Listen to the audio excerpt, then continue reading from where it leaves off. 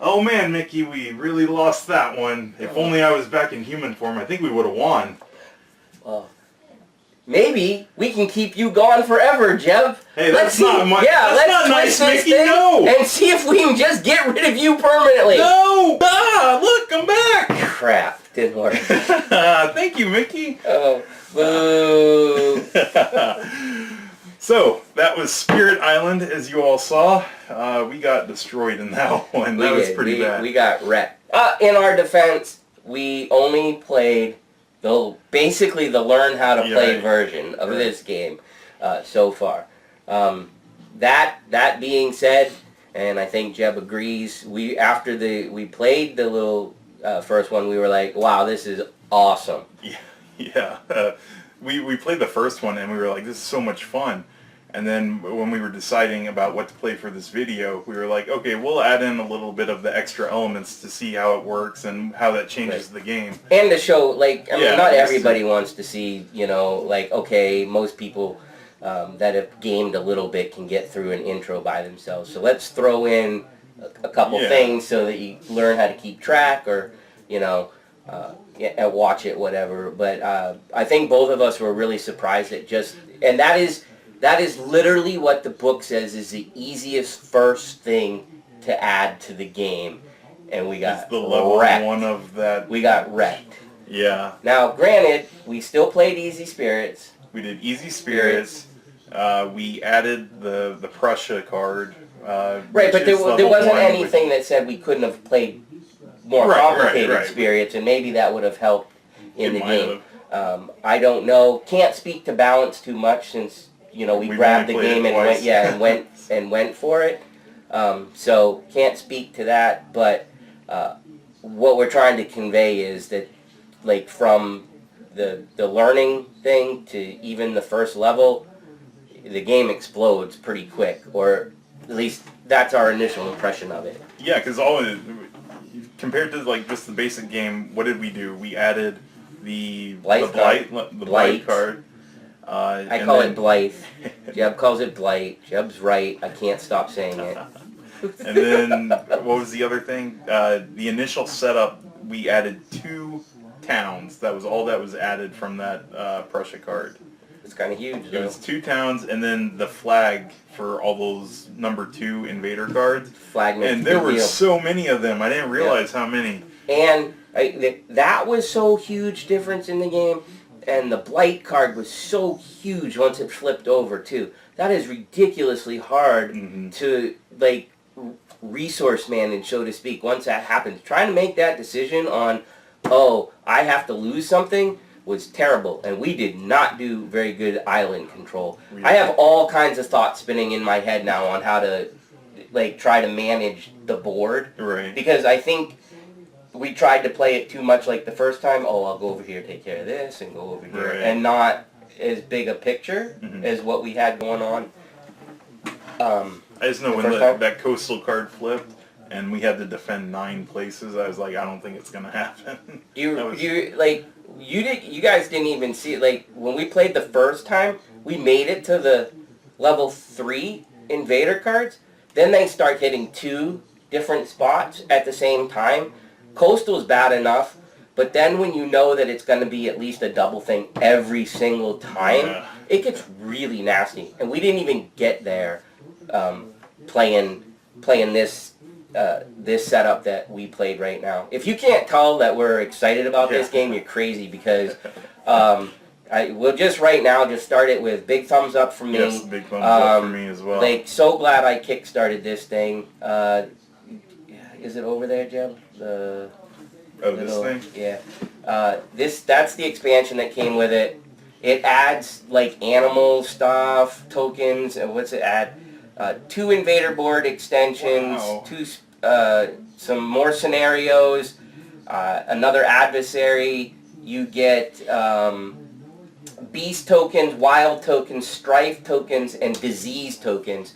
I'm not even touching this for a little bit. Yeah, I was going to say, with how much is in just the base game itself. That was probably the first thing that popped out when Jeb, when he opened we started to go through it, opened the box. He was like, oh my gosh, the variety to this game is ridiculous. You got all the different spirits, you got all the different adversaries, the different scenarios, and then on the adversaries there's, what, was it 6 or 10 levels? Something like that. All the levels Multiple of difficulties. The fact that you randomize the fear cards, you randomize your invader deck, and you shuffle the powers. And you shuffle and draw powers randomly. So much. Even if you played the same spirit, 5-10 times in a row, it would be a totally different spirit except for your starting cards. And just the way that the invaders are going to attack the island, that means all the stuff's going to hit every game. They're going to be hitting different things. And you got the different tiles. You can switch them around. Different ones. I don't know how much they because you're right, you have to keep the oceans on the outside. If so you do a 2-player game, there's 4 tiles, so then you get however many combinations. Right.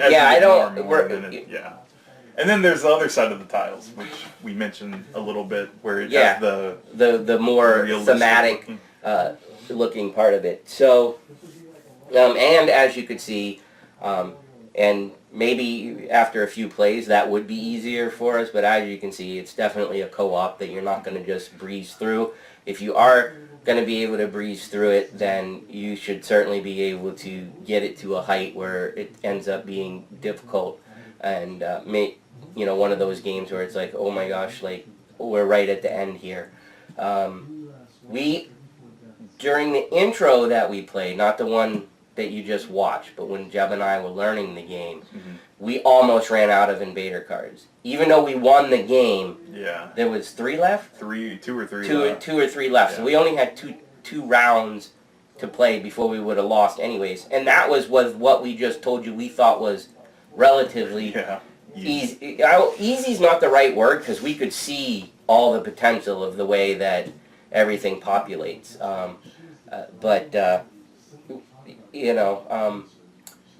What I would say about the game, if you've watched everything so far, with all the talking we did, it might sound a little bit complicated.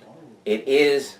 I would say that the learning curve is a little bit higher on this game, but I would also say that the majority of the mechanics are probably things that you've already seen, maybe slightly different, but just kind of packed into one game, building a particular level deck type of thing, and having things populate the board is not like a new mechanic and things like that. They just kind of do things slightly different in their own way, and there's just a lot going on. Would you agree with that? Is that kind of a fair way to put it? I give lots of props to the guys who created this, because having to think of how all those things work together, and then that they had to play test it a ton, because even on the starting tiles it has the numbers on there and how many to start with, so that they had to figure out how many things are going to start, and just so much stuff. And the spirits on which number to put it on. They had the board out there and this needs to be this number, or or whatever like that. But yeah, just all the detail that seems to have gone into it was pretty amazing, or at least the first couple plays that we've gotten in. Can't say that it's too bad. Now, like I said, complication wise, it's not something that you're just going to be able to you can't just bring home to anybody and be like, here, let's play this game. No, it's going to take some explanation. If a non-gamer came over, I don't think I'd pull this out. I'd want to teach this to somebody who has experience playing games, because if you game, you could get a hint by the way that they write how long the game is going to play in the rule book. It says 90 to 120 minutes once you know how to play. Yeah. And it's big. Now, if you watch the gameplay, Jeb always edits our videos, takes out all the thinking, stuff like that, so you don't watch it. So, and there was a decent amount of you said you timed it. It was a little bit over 2 hours. It might have been around 2 hours of that was with 3 players, one person that hadn't played before, so we were teaching Haley. Well, we gave her a rundown before we started, but she was new. But it was we played new powers, and we got to see. We had to make decisions that we didn't have to make in the first game.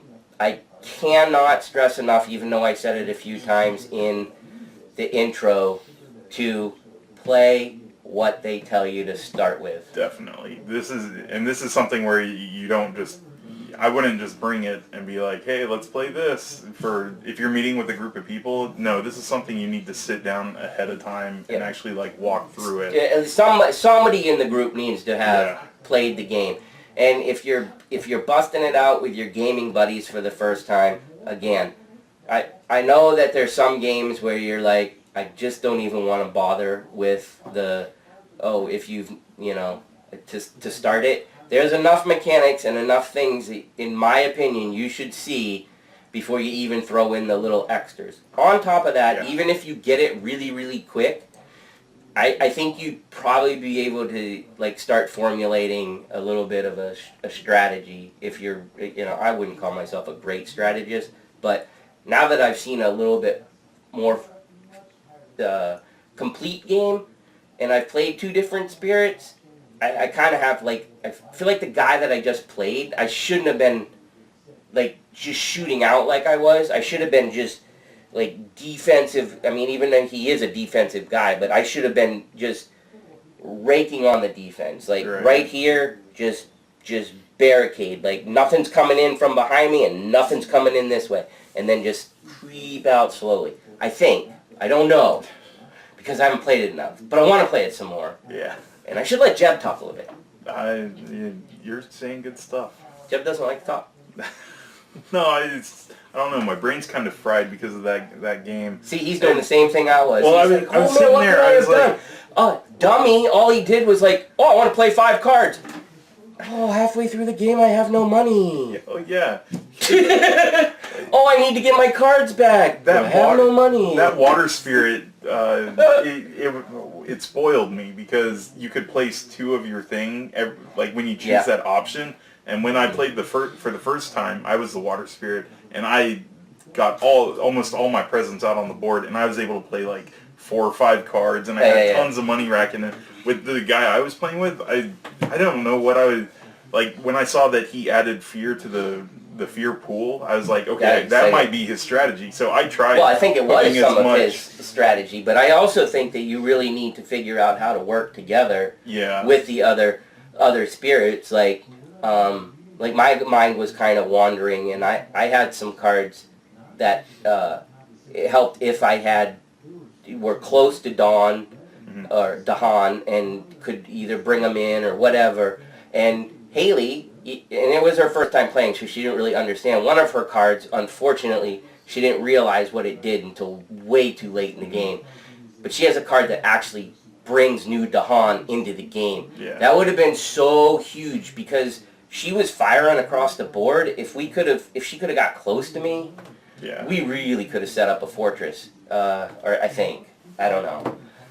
But anyways, the power cards. I felt like when I played with that guy, I really wish that I had the power progression card instead of drawing from the deck. To see more how he worked? Just to see how he worked. Yeah. Because when I was drawing from the minor and major decks, I could see what I wanted to get. There were hands where it was all bad, but then there were ones where I had multiple cards that I wanted. Right. And I was like, I don't know if it's just my luck with drawing from this deck, but I felt like when you use the power progression, it helps you out more with your spirit. So that might just be designed because that's for newer people to play. But I feel like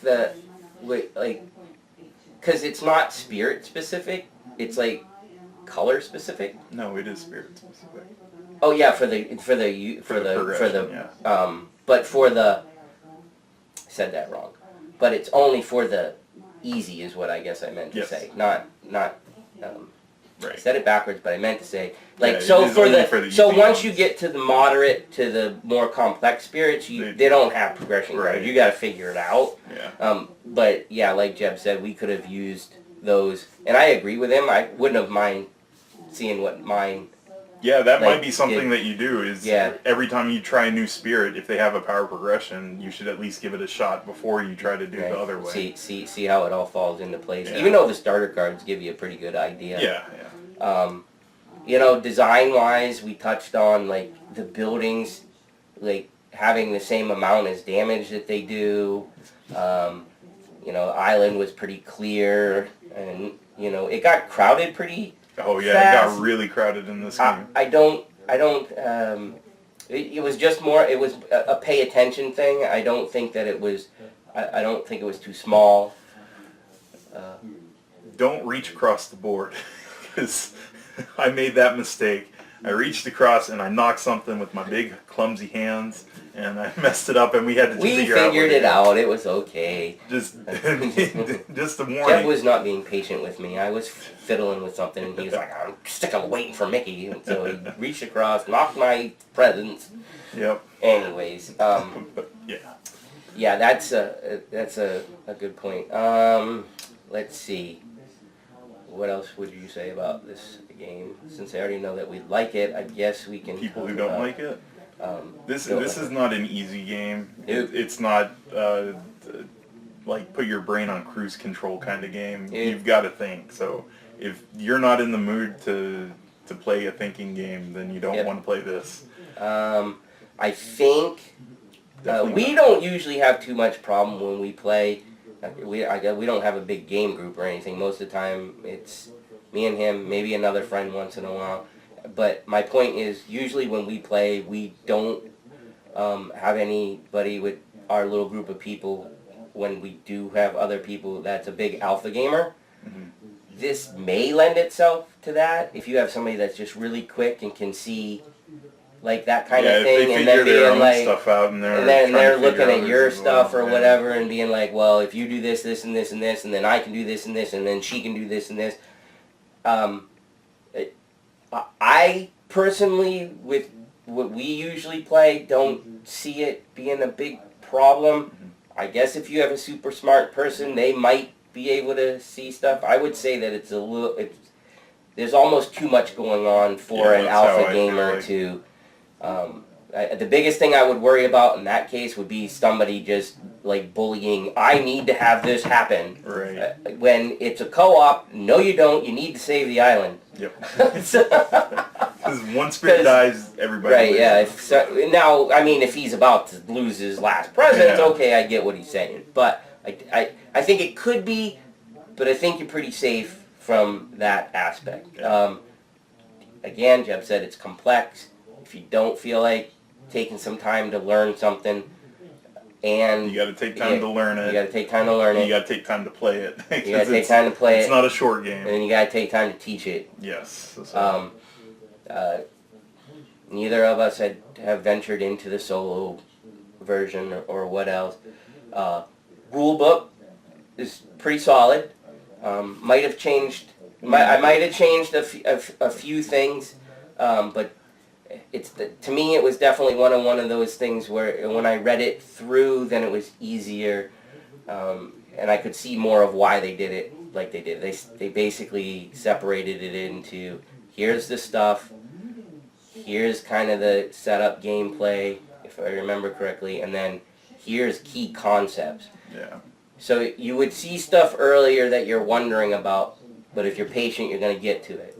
And then it seemed relatively easy to go back and flip right to where you wanted to look something up. It wasn't difficult to find any questions. Yeah, just don't read the printed PDF version. You have a choice. I know. Because once I opened the rule book, I was like, wow, this game looks really cool. Otherwise, it looked like I was just reading a document. Yeah, he did. He read a document about the rules, and there's so many things that are visual that make it so much easier to see. Let's see who else might shy away. Co-op. This is like a kind if you don't like of co-op, management, like action management kind of thing. Like I don't know what that group of games are. I mean, like, Yeah, because it's not really resource management, but you really have to. You've got to manage your hand. You got to manage the board. Yeah. You got to manage your It's actions. like there's almost like kind of resource, not resource in terms of like worker placement resource. Right. But then you have like an area control, so to speak, aspect reversed, because the guys are coming in trying to take over the area. So you're just basically trying to control. Yeah. It's kind of like a tower them coming defense in. as well. Yeah, it's a little bit like a tower defense. It's a mix of everything. I don't know how I describe it. Really good co-op though. So if you don't like co-ops, woo, out the window, because this is a difficult one. Yeah, I'm running out, Jeb. Running out of steam. Yeah, it's definitely not an intro game. I don't think it's a medium game. It's probably, I would put it in one of the, I don't know.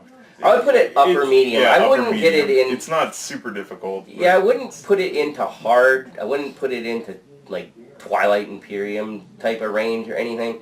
But I will say that it's a gamer game. It's not a Ticket to Ride game at all. Right. Yeah. So. You're not going to pull somebody off the street and play this. Right. Unless they were a gamer walking on the street. After playing it a couple times, I will say that I think that the game would move a lot quicker once everybody knew how to play. Maybe slow down a little bit when you picked a new spirit that you didn't know how it worked. Other than that, you know, I don't have much else to say. Like I said, I think things to remember is what we usually do next. So. No, I meant like in terms of like good or bad. I'm not gonna say much bad about it, other than trying to steer people away that don't like this type of thing. But we like co-op. Well, we like a lot of variety of games. I don't think there's anything we don't. Well, I'm not a big abstract party game person, but that's about it. Anyhow, enough about me. So, things to remember. I'll let Jeb talk about this because he is much better. I know what he's going to say, and he is much better about this than me. Yeah. Shut up now. What I do is I literally, what is it, the cheat sheet little card, like every turn I will go through and I will point at each thing, and I will read it off, and I will make sure we do it in that order. Because if you don't do that, you're going to miss something. Right. And see, this is Jeb really does do that with the games that we play, and what I really like in the fact that he does that, because he remembers to do it on the stuff that has no actions. I am notorious for, like, I know when we start the game that there aren't any fear cards. There's nothing happening with the blight right now. It doesn't matter. I will skip over those, and then by the time stuff should be happening, I've skipped over it so many times that then I skip over it when it's supposed to happen. And he doesn't, because he does exactly like he just said, and this is a really important game to do that. Go down, hit the phase when it's a spirit, when it's the spirit stuff. Do like you say, point at it, check with everybody, make sure they did it, because it is a simultaneous thing. If you don't want to do it like that, then go ahead and do turns around the table. Then do like he said, during the invader phase, point to each thing. And it's more than just reading, like, the invader. When you see ravage, like, you might just be like, ravage, oh, nothing's going to ravage. No, when I do it, it's like, ravage. Point to every single spot. Read the entire word and then point everywhere just to make sure. Just to make sure, because you might point and be like, oh, wait, that does have something on it. Or, oh, wait, that is by adjacent to something. Or, oh, wait, and then you pointed to it and remembered that, wait a second, our adversary does something to that spot, or whatever it is. But much better at it than me, this guy here. But this is definitely one of the games where I think you need to do that. I do too. And even after a few plays, with how much stuff is going on, I'd be doing it every time I play it. I totally agree. Paying for stuff is definitely important. So for paying for stuff, one of the things that the rule book recommends is actually taking the money and putting it on the card. That's a really good idea, because both of us caught ourselves in our first playthrough halfway through the turn going, oh, I didn't pay for these yet. We never broke, we never forgot, but I could have seen... We just remembered halfway, yeah, a little late. Yeah. But I could have seen that when it's, like, in that situation, not doing that when it got really complicated, been, like, I really need to focus on what I'm going to do, forget, oh, I played my cards, oh, shoot, and I didn't put the money on them, and did I pay or did I not pay? Probably wouldn't be that hard to back up, but it is a good recommendation to put the money on the card. Yeah, and especially if you're like 3 or 4 turns past something you forget, it gets hard to back up then. But the thing I remembered now was something to remember is for the invader cards, when it's Ravage, Build, and Explore, there are times where I caught myself thinking that jungle would be ravaged, but in actuality it wasn't. It was the mountains being ravaged. I did that all the time. Yeah, and so you kind of have to pay attention to what is being ravaged, because your focus might totally be on jungle, but then once that jungle ravage is gone, it might not be there anymore, so you can just kind of forget about it. Tell me if I'm wrong. This is what my brain was doing. We would have, like you said, say the turn was Ravage Jungle, right? You have Ravage Jungle, you're all focused on jungle. Yep. The jungle goes away, your brain is still thinking jungle on the next turn. Yep. I did that so many times. Yeah. So pay attention to what, after the invader phase, look at it, get in your head what is happening next turn, then start planning, because you'll focus on that same thing and you will blow your mechanics big time. Or you get into, like, I know jungle is being ravaged, you keep focusing, and then you're like, we ravage jungle, we build on jungle, explore jungle. Wait, something's wrong. Yeah, right, exactly. So, the other thing that just popped into my head to remember is it's very easy, depending on your spirit, to forget his natural power, ability, get that stuck in your head, because they're really, really useful. The one I played this game, I didn't have to remember too much. The one basic one that you didn't see is like a lightning spirit. He has an ability that lets him play for 2 purple elements. I don't remember what the name it is. He can play up to 2 slow cards in the fast phase. So you gotta that one you have to remember. Mine this time was a little bit easier because as soon as I had a sacred, I just got the defense. I just had to remember it was there. And the innate powers, because the innate powers are always in effect. Be paying attention to what you put down there, because if you have the elements, you can use it. Yeah. And there's no reason not to use it, because I from looking at the cards, I would find it very odd if you couldn't at least do something. It might not be very good, but you could at least do something. Yeah. Something's better than nothing. Right. That's all I can remember on things to remember. Yeah, same here. I think we mentioned some of the key things. In the rulebook, though, they did have a page listed with some tips and tricks on how to streamline stuff. That I think the coin thing was one of them that they mentioned. Yeah, the coin, yeah. Very, very, I thought the rulebook was very complete. You know, hopefully you learned a lot. I know you guys didn't get to see a scenario. There's just so much in the box. I get to everything. And really the purpose is to get people playing. Again, this was pretty quick. I haven't had the game that long. We got it to the table as quickly as we could. Hopefully we didn't make any major mistakes. I'm gonna guess we probably made a mistake somewhere, because gameplay mistakes or like actual strategy mistakes. I'm sure strategy mistakes. I'm sure we screwed up. Gameplay mistakes. There is a lot of content, so I wouldn't be surprised if we missed something. I think we pretty much got the basic gist of it. I don't think we screwed up anything like you guys busted the game. Not like our Space Dandy fiasco.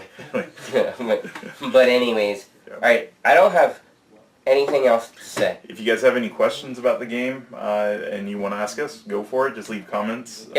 Shoot us an email if you want.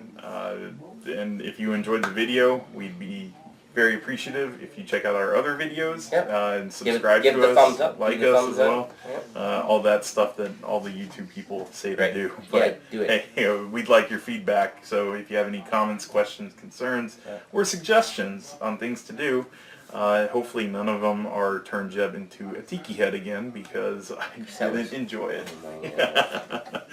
So we will see you next time. Oh, can I get rid of you? No, you broke it. Boards and booze, booze and boards with Mickey and Jeb.